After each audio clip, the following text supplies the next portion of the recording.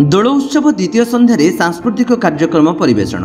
ଗଜପତି ଜିଲ୍ଲା ସଦର ମହକୁମା ପାରଳାଖେମୁଣ୍ଡି ଦୋଳ ପୂର୍ଣ୍ଣିମା ଯାତ୍ରାର ଦ୍ୱିତୀୟ ସନ୍ଧ୍ୟାରେ ଠାକୁର ସହର ପରିକ୍ରମା କରି ଦୋଳ ମଣ୍ଡପରେ ପୂଜାର୍ଚ୍ଚନା କରାଯାଇଥିଲା। ପୂଜାର୍ଚ୍ଚନା ପରେ ବୋସ୍ ପ୍ଲେ ସ୍କୁଲ, ସମଲାଇ ନୃତ୍ୟକଳା ପରିଷଦ ଓ ଭକ୍ତି ସଙ୍ଗୀତ ତରଙ୍ଗ ସଂସଦ ଦ୍ୱାରା ସାଂସ୍କୃତିକ କାର୍ଯ୍ୟକ୍ରମ ପରିବେଷଣ କରାଯାଇଥିଲା। ଶେଷରେ ଅତିଥିମାନଙ୍କ ଦ୍ୱାରା ପୁରସ୍କାର ଓ ପ୍ରମାଣପତ୍ର ପ୍ରଦାନ କରାଯାଇଥିଲା। ଏହି କାର୍ଯ୍ୟକ୍ରମକୁ ମୁଖ୍ୟ ଅତିଥି ଭାବେ ସରସ୍ୱତୀ ଶିଶୁ ବିଦ୍ୟା ମନ୍ଦିରର ପ୍ରଧାନ ଆଚାର୍ଯ୍ୟ ସରୋଜ ପଣ୍ଡା ଆନୁଷ୍ଠାନିକ ଭାବେ ଉଦ୍ଘାଟନ କରିଥିଲେ। ଅନୁଷ୍ଠାନର ସଭାପତି ବିନୋଦ ଚନ୍ଦ୍ର ଜେନା, ଶିକ୍ଷାବିତ୍ ବିଚିତ୍ରାନନ୍ଦ ବେବର୍ତ୍ତା, ଶୁଭ୍ରାଂଶୁ ଶେଖର ପଟ୍ଟନାୟକ, ଦୋଳ ଉତ୍ସବ କମିଟିର ସଦସ୍ୟ ଉପସ୍ଥିତ ଥିଲେ।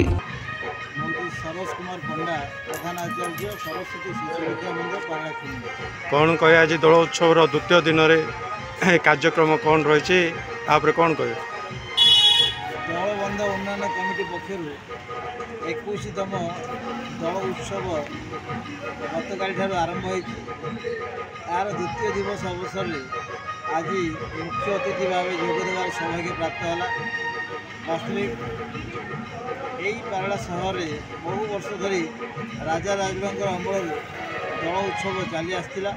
तेज दलबंध उन्नयन कमिटी पक्षर या आउे पुनर्जीवित कर उत्सव आकार दि समय विभिन्न सांस्कृतिक और मानविक कार्यक्रम हो विभिन्न मंदिर विभिन्न विमान आम ठाकुर मैंने विजय कर भक्तिमय परिवेश सृष्टि हो भक्त मैंने यार यथेष उपभोग कर भक्तिमय परिवेश से यात्रा को उपभोग कर तेरे आज दिन को दिन हिंदू धर्म पर जो भाव सबुआड़ एक आक्रमण होती समय भारतीय संस्कृति धर्म एवं परंपरा को बजाय रखा दृष्टि ये कार्यक्रम निहाती आवश्यकता अच्छी कार्यक्रम सफल हो कामना करें।